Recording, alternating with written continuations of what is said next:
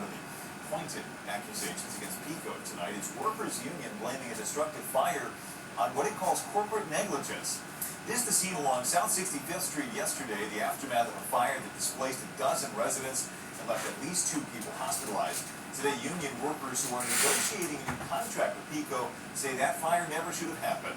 They blame aging equipment, a claim the company says is not founded. Action News' John Paul with the details tonight. Frightening moments in southwest Philadelphia Wednesday afternoon after power lines caught fire. Video shows one man on the sidewalk. You can see his shirt burned off his body.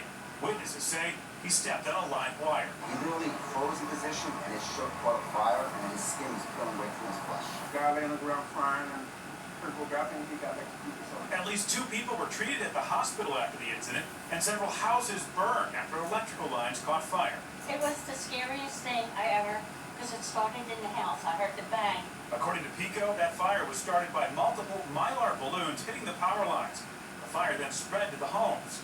However, the union representing the linemen sent us these pictures. They say the crossarm was rotted out and gave way after balloons hit the lines, and that led to a bigger problem. We have brought this pattern, I guess you could call it, of concern about the infrastructure for a long time. It's old, and it needs to be fixed, it needs to be upgraded, and it's not.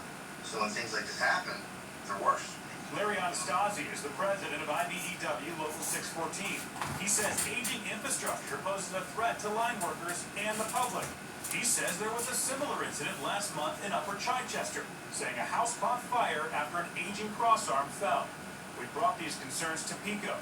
They say they do regularly inspect and maintain lines, and the problem was with the balloons.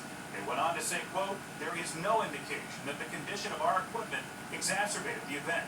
It's important to note the union will be negotiating a new contract with PECO soon. And I asked if incidents like what happened on Wednesday would come up. Yes, this does tie into that, absolutely. The infrastructure was better.